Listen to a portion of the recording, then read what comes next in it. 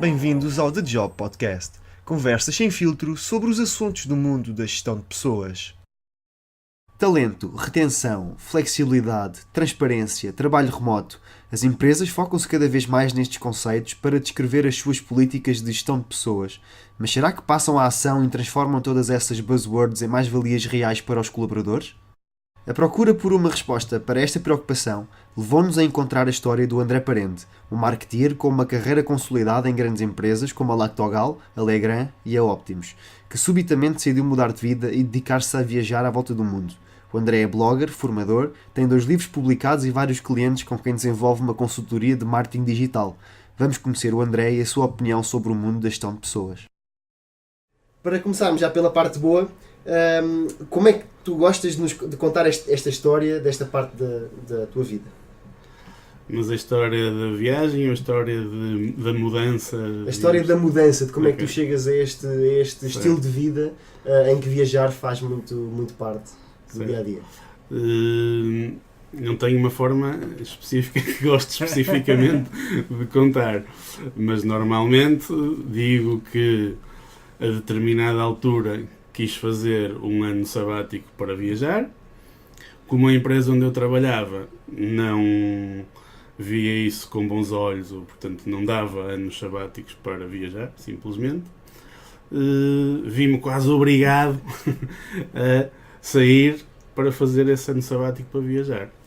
O problema é que depois, quando voltei, não quis voltar a ter um emprego, um trabalho como tinha de antes, portanto vamos chamar tradicional, okay? E portanto a partir daí tive que arranjar coisas para fazer que me dessem algum prazer e de preferência algum dinheiro para não dever a muita gente. Também temos que pagar contas, não é verdade? Infelizmente. Faz parte da nossa vida. Então vamos começar exatamente por aí. Como é que se tem uma carreira que é promissora, numa boa empresa, já com alguma progressão de carreira? Como é que de um momento para o outro se decide que se quer tirar um ano sabático e que se quer ir viajar? Como é que se dá essa mudança? Eu não sei exatamente como se dá nas outras pessoas. E fazer isso não é tão pouco comum, pelo menos noutros países, como se pode pensar. Pelo contrário, até é uma coisa que se faz bastante, que muitas empresas até incentivam, okay? E portanto, para mim, não sei muito bem explicar, mas quer dizer, eu sempre gostei de viajar, na realidade, desde pequeno, que viajo com a minha mãe, e comecei, a minha grande inspiração na altura foram umas crónicas de viagem do Gonçalo Cadilho, que ele estava a fazer a volta ao mundo e a escrever as crónicas em direto. Eu, a determinada altura, não me lembro muito bem de onde é que isto veio, mas disse, eu quero fazer uma viagem semelhante e, portanto, quero parar um ano para viajar. E, portanto, foi só isso, na realidade. Na altura que eu saí da empresa, as pessoas acharam muito estranho, preocuparam-se comigo, que eu estava à procura do meu eu interior, ou do santo grau, ou algo, mas foi só isso. Eu só queria andar um ano a viajar. Pronto, era só, não era busca interior, nada dessas coisas. Ok, então quase que o facto de a empresa não ter muita abertura com essa questão é que te empurrou mais para transformar esse ano sabático quase num modo de vida. Eu diria que terá tido uma grande contribuição e, portanto, afinal de contas, eu tenho que agradecer por não me terem dado o ano sabático, se calhar. Porque, efetivamente, eu pedi, portanto, lembro-me na minha penúltima avaliação, quando me perguntaram, então, o que é que gostavas de fazer no próximo ano? E eu disse, eu gostava de ir viajar. Okay? E, portanto, em grande parte, se me tivessem dado essa possibilidade, se calhar eu tinha ido viajar durante um ano e voltava e continuava a trabalhar na empresa, se calhar era feliz na mesma, portanto eu não era infeliz no meu trabalho, claro. Nada disso, gostava muito e portanto se calhar hoje estávamos a conversar sobre outra coisa qualquer. E que reação é que houve do outro lado quando disseste que querias viajar durante um ano? pensaram, este tipo não Toda tá a bom. gente pensou que eu era maluco. Pronto, fritou. Sim, toda a gente. Mesmo as pessoas mais próximas, amigos, familiares, que têm quase que me apoiar em tudo, ou sentem que devem apoiar em tudo, eu via nas vozes e nos olhos deles a preocupação de o que é que tu estás a fazer. E, portanto, não houve nenhuma pessoa que me tivesse dado um empurrão, vai, sim senhor. Portanto, foi uma coisa que eu tive que lutar bastante, lutar interiormente, não é? Não deixar que todo esse sentimento dos outros, de o que é que estás a fazer, és maluco, me bloqueasse e não me deixasse ir. E porquê é que achas que existe esse sentimento de preocupação das pessoas que te rodeavam? Porque eu acho que a maioria de nós, ou pelo menos das pessoas do mundo em que eu vivia, só acredita ou só conhece um modelo de vida. Então, um modelo, correto. Um modelo que saia, ou nem que seja temporariamente, e portanto dizer que então tu vais interromper 10 anos de carreira e vais deitar tudo a perder, porque é isso que as pessoas pensam. Ele vai deitar tudo a perder por fazer isto. Okay? E portanto, isso e o desconhecimento. O desconhecimento porque nunca fizeram. Porque vão lá viajar um ano e depois vêm-me cá contar se isto foi bom para vocês em termos pessoais e profissionais ou não. E eu arrisco dizer que a grande maioria vai dizer que foi, sim senhor. Para ti foi bom? Foi uma boa mudança? Completamente. Em que é que mudaste? Em que é que sentiste que isso enriqueceu a tua vida pessoal e profissional também? Foi um bocadinho o início de uma mudança de vida, quer profissional, quer mesmo pessoal. E aí sim, depois da viagem é que eu se calhar comecei à procura do tal eu interior que eles achavam que eu ia buscar na viagem. Okay? Abre muito os olhos no sentido de perceber... A minha principal sensação quando voltei ou quando estava em viagem foi esta. Foi dizer assim, bolas, eu posso ser qualquer coisa. Okay? Eu não tenho que ser só... gestor de marketing ou não sei o quê, ou casar-me e ter uma família e ter filhos. Pode ser, é uma hipótese, mas eu também posso fazer isto. Ou isto, ou isto, ou isto, ou isto, ou isto. E, portanto, há tanta coisa que se pode ser ou fazer, e portanto essa abertura começa, de facto, quando se diz que viajar abre os horizontes, abre mesmo, é difícil explicar porquê, mas abre mesmo. Nós vemos tanta coisa diferente da nossa, do nosso comportamento, de como é que as pessoas ganham a vida, e portanto pessoalmente foi esse clique, digamos. Profissionalmente ainda estamos para ver. Ok, portanto, mas eu acredito piamente que uma pessoa viajando assim desta forma durante um tempo prolongado, por destinos muito diferentes do nosso habitual, sozinhos, eu defendo muito o viajar sozinho, portanto só uma pessoa, comigo próprio, desenvolve muitas competências, aquelas chamadas soft skills que se vê nas revistas de marketing e não sei o quê, não é no escritório onde trabalhamos das 9 às 5, com níveis de produtividade exigidos enormes, a fazer tudo a correr, não é nesse escritório que ganhamos estas soft skills. Portanto, uma empresa que diz, eu quero que os meus funcionários tenham soft skills e ganhem, e depois diz assim, mas não viajar nem pensar, é aqui dentro do escritório que eles vão ganhar. Quando voltaste, e seguramente procuraste outro desafio profissional, o que é que sentiste como feedback de quem entrevistava e quem estava a contratar? As soft skills que desenvolveste, achas que de facto as empresas passavam das palavras à ação e realmente valorizavam isso? A minha percepção na altura foi que não. Atualmente já não vou a entrevistas de emprego, portanto não sei exatamente o que é que hoje valorizariam ou não, mas tenho quase a certeza, e eu digo isto já algumas vezes a amigos e família, que agora sim eu estou por mim, porque já ninguém me vai contratar. Portanto, já passou muito tempo fora do modelo normal e, portanto, a não ser alguma coisa muito específica ligada a viagens ou à internet, a blogs, e, portanto, desculpa, e a abertura. Eu tentei, na realidade, quando dizia o que eu pus no meu currículo, durante esse ano, tentei florear um bocadinho a coisa, precisamente porque então o que eu tinha no currículo é que estive a viajar para escrever um livro, é verdade, mas não foi por isso que eu fui, aconteceu durante a viagem, mas é um bocadinho diferente dizer, eu fiz um ano de intervalo para ir viajar e com essa informação escrever um livro, adquirir competências de online marketing, etc. Ou do que dizer simplesmente, eu fui viajar porque apetecia-me viajar. E na altura eu fui viajar porque apetecia-me viajar. Claro. Eu não sabia porquê, mas eu tinha esse impulso. Okay? Mas em algumas entrevistas era de facto um problema, porque as pessoas não percebiam porquê. Então, porquê e acham que uma pessoa num ano a viajar se esquece. Perde as competências. Esquece de fazer plantas ou PowerPoints, não sei. Não, e isto do ponto de vista do recrutador, eu sou recrutador aqui na Get a Job e por acaso já nos passaram algumas pessoas com um ano a viajar, é curioso.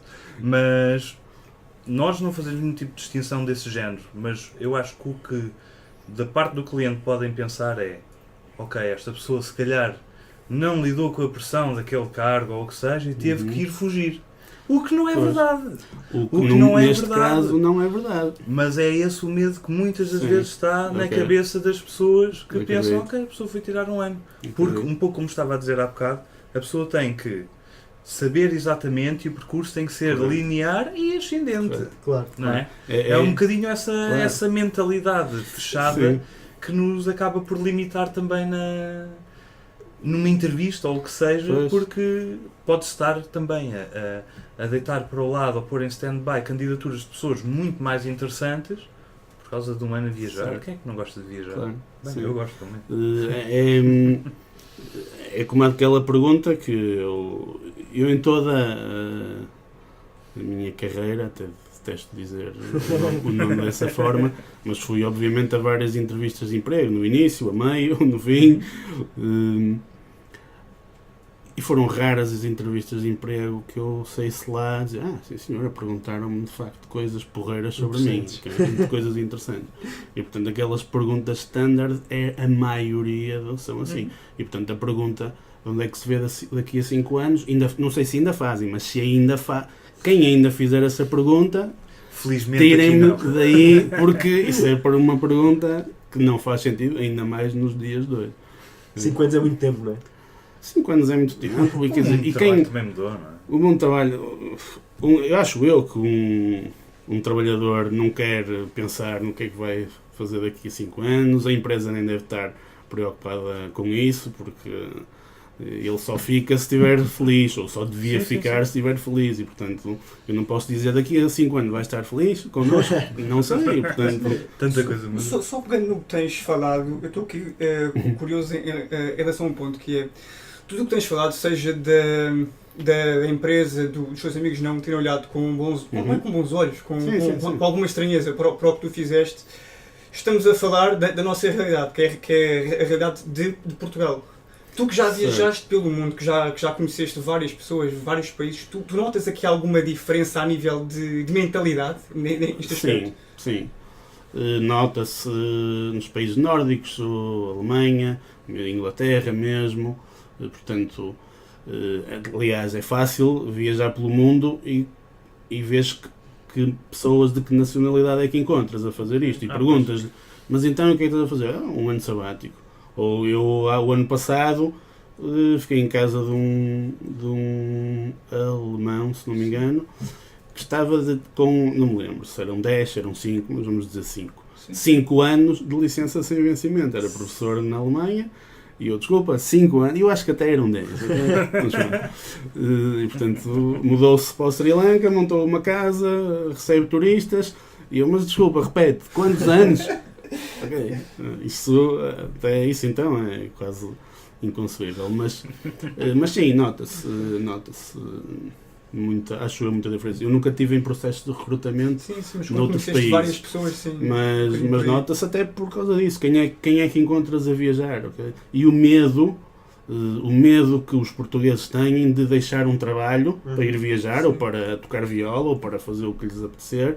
O medo que têm que depois, quando voltarem, não têm. Okay? E os portugueses há 10 anos atrás, quando tu começaste, e agora em 2017, notas Sim, alguma hoje diferença? acho que sim.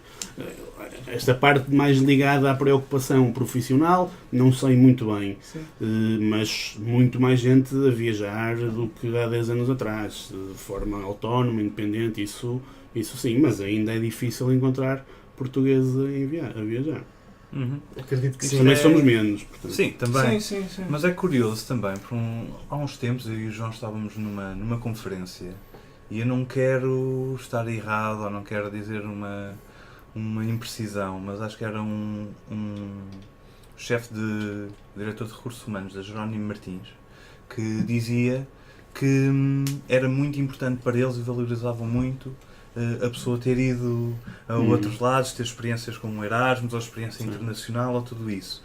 Mas depois na prática, se não for de facto ou no Erasmus ou já enquanto carreira ou enquanto experiência profissional, de repente já acham que há ali qualquer coisa. Isso, é o que disseste há pouco, se calhar não aguentou a pressão, ou se calhar este gajo daqui a 5 anos vai querer outra vez. Faz-nos a mesma coisa. Mas e daí? Se aqueles 5 anos forem bons e produtivos e felizes para toda a gente, claro, e toda a gente ganha dinheiro e diverte-se a trabalhar, qual é o problema? Daqui a 5 anos, olha, vou-me embora.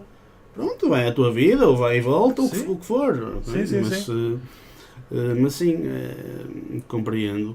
E de facto uma coisa é dizer, depois uma coisa é fazer. É como aquela expressão também, outro jargão que eu não gosto e até gosto com ele, não é? O pensar fora da caixa. Pensa fora da caixa. Mas depois quando aparece alguém a pensar mesmo, para já eu não vejo caixas, ok? Portanto, só me dizerem fora da caixa eu pergunto, mas qual caixa, onde é que ela está? Mas quando depois aparece de facto alguém com ideias malucas, ok? Que das 10 ideias malucas que aquele homem tem, se calhar uma se pode aproveitar, este gajo dá muito trabalho ter na empresa porque destabiliza tudo, ok? Portanto, uma coisa é dizer. Ou não está na cultura da empresa, Sim, qualquer outra coisa que se pode dizer desse género. Na cultura que está escrita na entrada, que são todas iguais, nas missões. Integridade, sim. honestidade. Eu digo, uma das coisas que eu faço é dar aulas de marketing, e digo sempre, e falamos um bocadinho das missões das empresas e tal. Eu desafio sempre os meus alunos a dizer, vão para aí a 5 ou 6 sites de empresas e vão ler as missões. E depois venham-me dizer qual é a diferença. Porque o texto é sempre o mesmo, a missão é sempre a mesma, okay? De todas as empresas, que é curioso. André, vamos a pormenores práticos. Estamos aqui muito curiosos para saber como é que isto realmente na prática se pode fazer uma coisa deste género.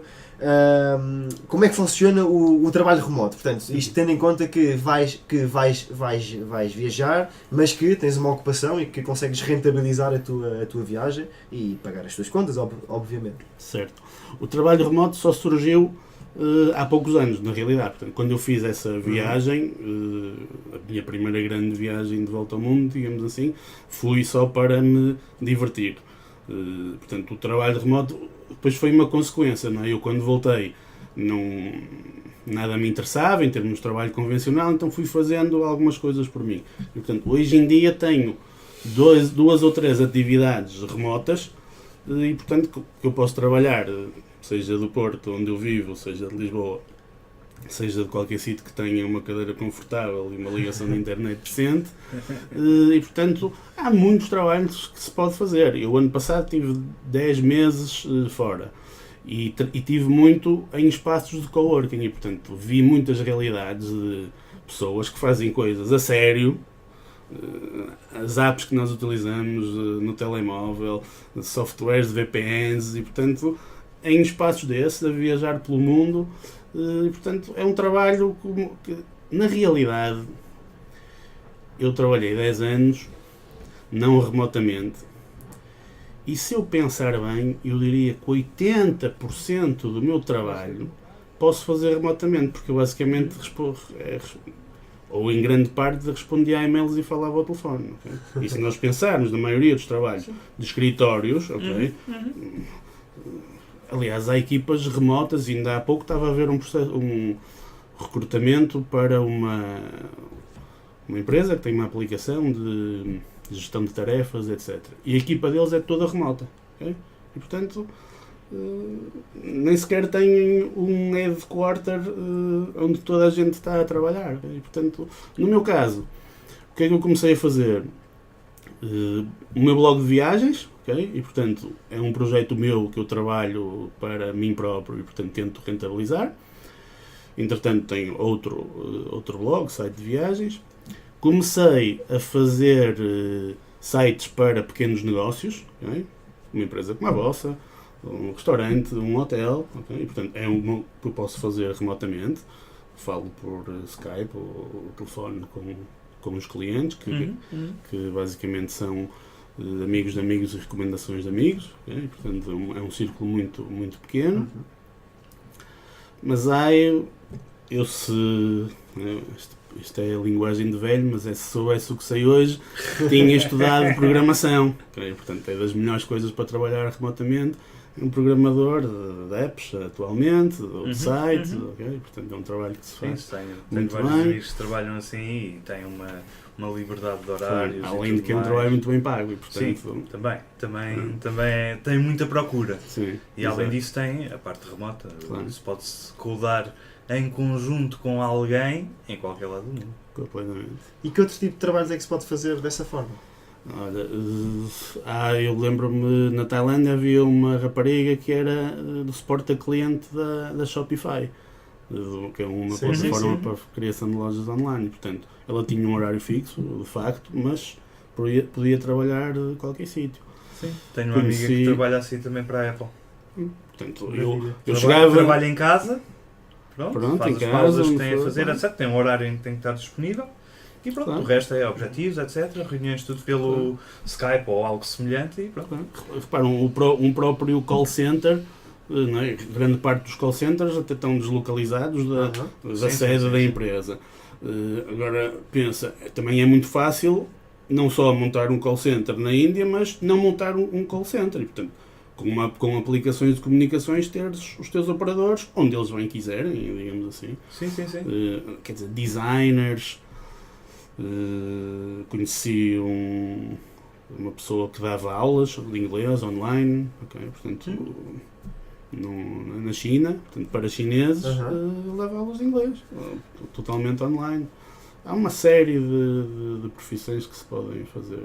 Nós vimos que neste momento estás a dar uns workshops relacionados com esta matéria, para além dos 2 livros que tens e dos variados blogs que geres. Chega-te muita gente que tem o sonho ou a vontade de fazer algo semelhante, portanto trabalhar remotamente, e que te vem pedir conselhos, que tem dúvidas. A parte de trabalhar remotamente, nem tanto. Okay. Acho que ainda é um nichozinho de pessoas que quer fazer e, portanto, não há muita gente ainda a pensar nisso. Agora, de tirar um ano de sabático, sim. Eu diria que em quase todos os workshops que eu já fiz, que já são para aí uns 10 ou 12 edições, há uma pessoa, pelo menos, que faz um ano sabático ou uma grande viagem.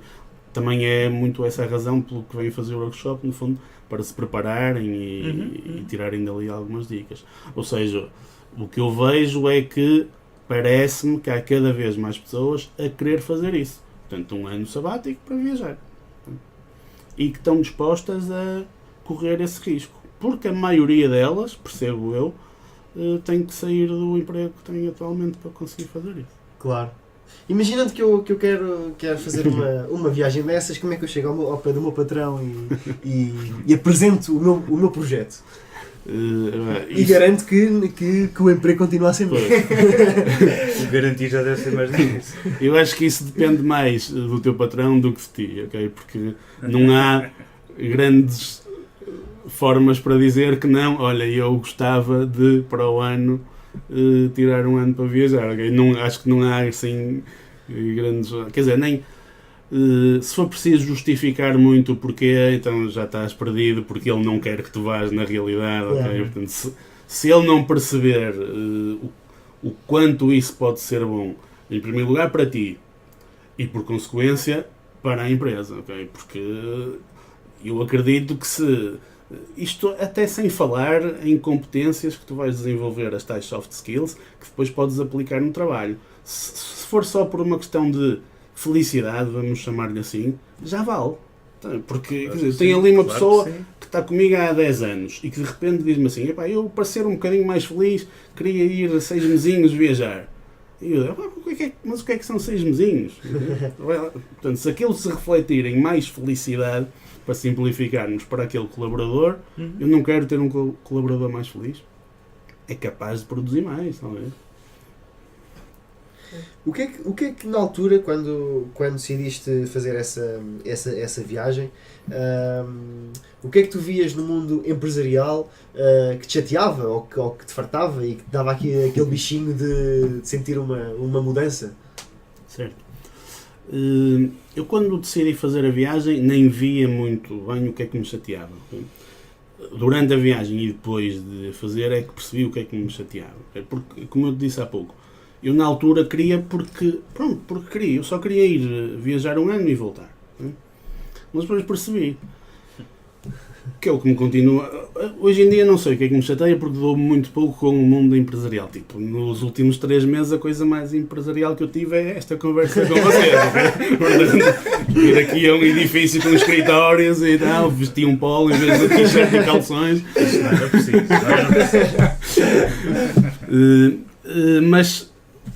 Mas esse tipo de coisa, eu digo um bocadinho a brincar, eu digo a brincar, mas há um fundinho de verdade retorcida nisto, que é, eu acho que decidi fazer isto para poder andar todos os dias de sapatilhas e calções e trabalhar descalço, ok?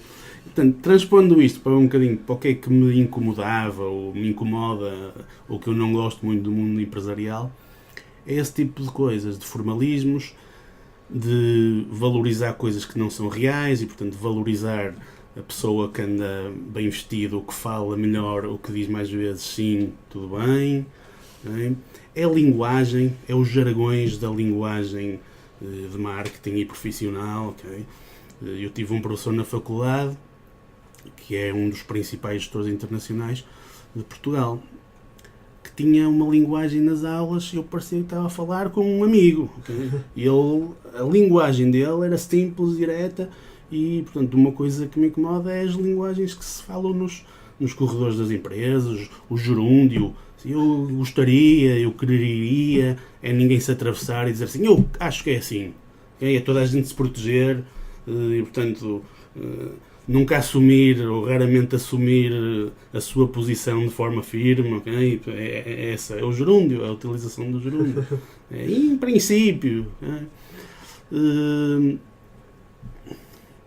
Mas é a forma de vestir. Eu detesto. Sempre testei andar de fato, hoje em dia de camisa também. Okay? Estou a dizer que não te fica bem.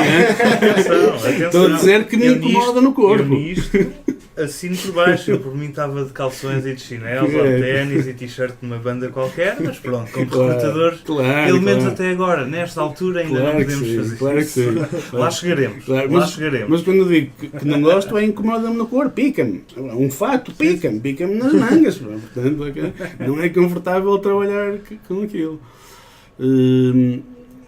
Se calhar essa quase visão única da maioria das empresas, tipo que só há um caminho para ser sucesso, para ter sucesso, mais o conceito de sucesso. Quer dizer, o que é ter sucesso? O que é uma empresa ter sucesso? É fazer, ok, o sucesso financeiro já toda a gente sabe qual é, portanto é fazer muito dinheiro.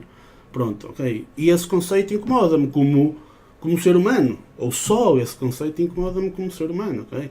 Incomoda-me como grande parte das empresas exige demais dos seus colaboradores. aquela coisa do vestir a camisola, mas que vestir a camisola a que propósito?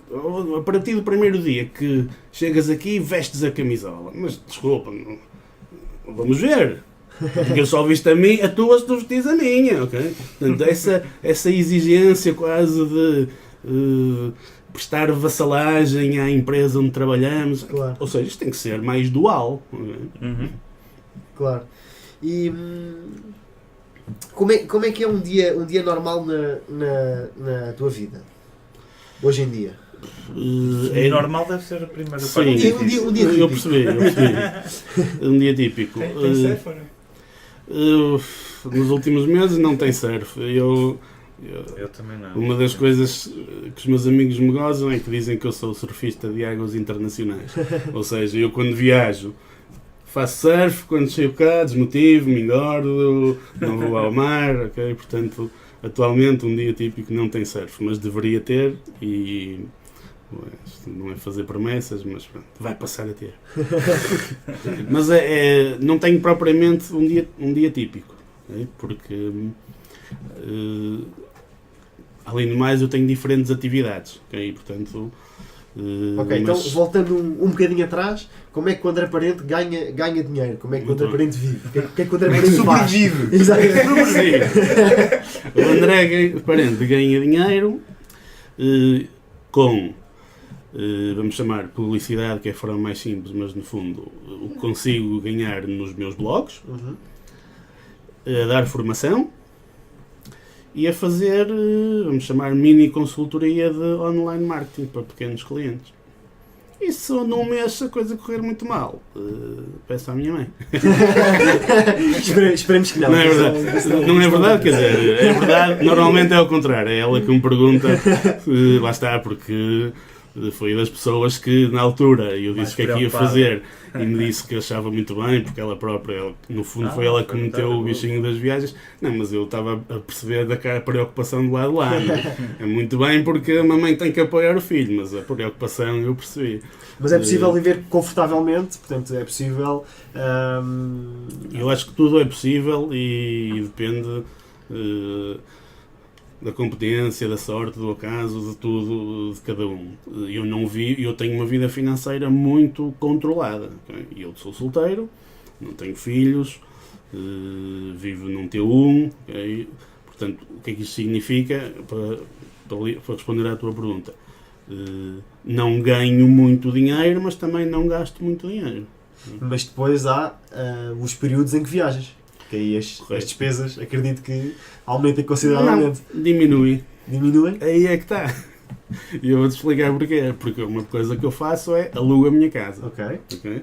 E portanto, das 2 vezes que eu fiz grandes períodos de ausência, fiz 8, das 3 vezes, 9 meses, 6 meses e 10 meses, aluguei a minha casa. Okay? E portanto, isso não só me retira esse custo da prestação mensal, como ainda consigo alugá-la por mais do que a prestação mensal. Portanto, Claro. ainda vou buscar algum dinheiro aí.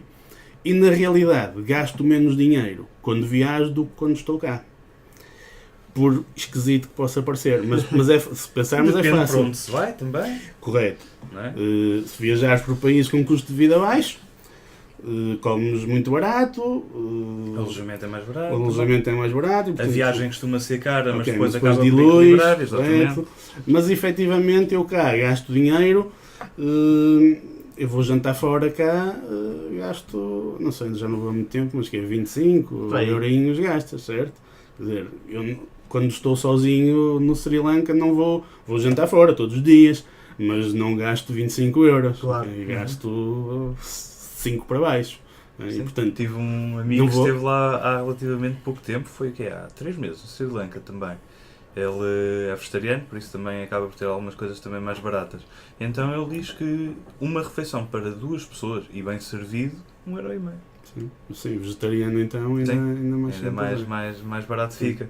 Então pronto, acaba de se equilibrar um bocadito aí também. E há uma série de custos, não ando de carro, ok?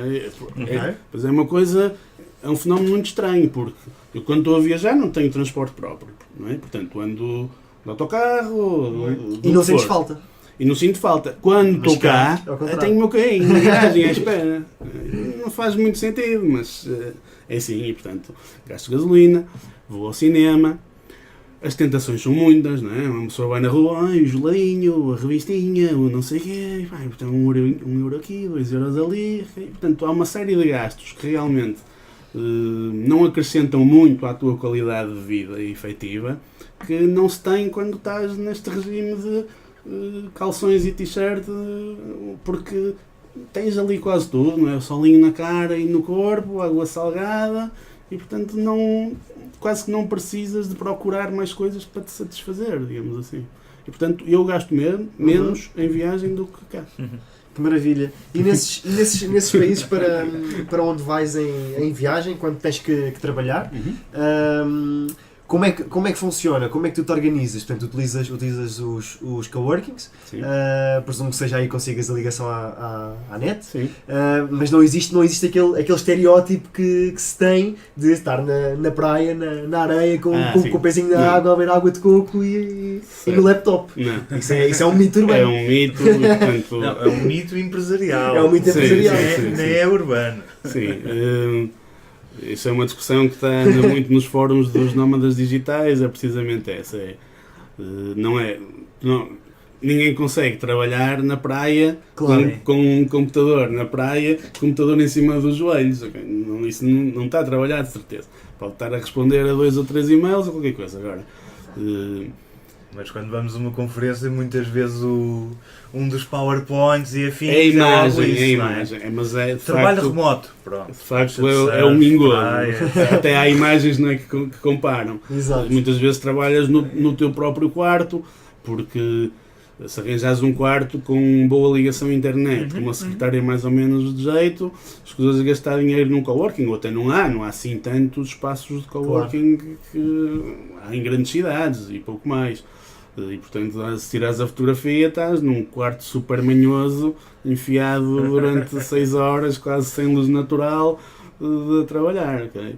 Os espaços de coworking são de facto, do que eu conheço, o sítio onde se consegue ser mais produtivo, mais até do que na minha própria casa. Eu cá trabalho em casa precisamente para não gastar o dinheiro num espaço de coworking, mas tenho consciência que sou muito mais produtivo fora de casa, porque em casa também as distrações são muitas. Aquela parede, está a rachar a parede, não é? Portanto, uma pessoa em casa... Mas André, só uma questão, em relação a isso do teu trabalho quando estás em viagem, como é que, isso na prática, tu defines um horário semanal, depende dos dias, de um horário diário, como é que isso funciona? Como é que geres esse tempo? Certo, é muito difícil.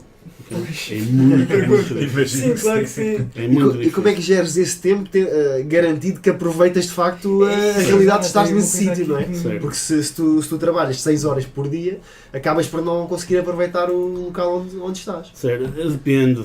Se essas 6 forem das 6 da tarde à meia-noite, okay? Aproveitaste o dia todo. Okay? E a questão também é um bocado essa, tu das 6 da tarde, se estiveres alguns na asa, às 6 da tarde é noite. Okay? Portanto, já não estás na praia, não? E, portanto, depois também não tens as distrações todas, não tens os amigos a ligar, a família a ligar, então o que é que estás a fazer? Okay? Portanto, o telefone está caladinho, silencioso, não tens uma vida social, a não ser que a procures, muito grande, ok? Então, portanto, consegues-te focar um bocadinho mais. Mas esse equilíbrio, para mim, é muito difícil, e eu ainda por cima não sou especialmente metódico na organização, ok? E como eu tenho gerido e geri o ano passado, foi à medida das necessidades de horas de trabalho, ok? E, portanto, eu acordava num dia e sabia, ok, eu hoje tenho mesmo que fazer isto, ok? E havia dias que eu passava a trabalhar e sabia que estavam boas ondas, mas nem lá ia para não saber. O ideal, de facto, é montar um horário de trabalho. Seja qual for, 3 horas por dia, 5, 4, o que for. E cumprir aquele horário. Mas lá está, mas as tentações são muitas. Porque tu, a caminho do espaço de coworking, aqui, passas pela praia, passas por miúdas, passas por bares, portanto é fácil, amanhã. Mas de facto é muito difícil e eu acho que só se consegue, a não ser que tenhas conseguido montar um negócio que se gera a si próprio, ok? E isso é possível, e quase que não tens que fazer nada. Se tens clientes, tens que cumprir o que acordaste com eles, as datas que eles precisam. Okay? Por outro lado, uma coisa na questão da gestão dos clientes de forma remota, é muito mais produtivo.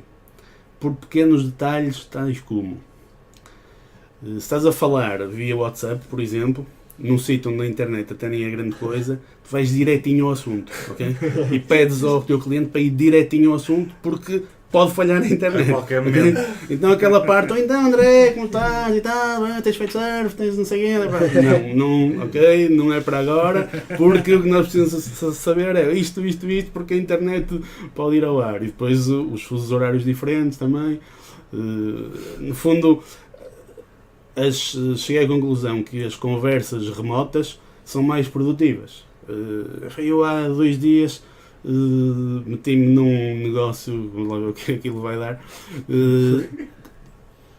e a conversa que eu tive com essa pessoa foram 10 minutos, por Skype 10 minutos, para ele me explicar o que é que era, eu perceber, combinámos como é que íamos fazer, okay? E não foi mais nada.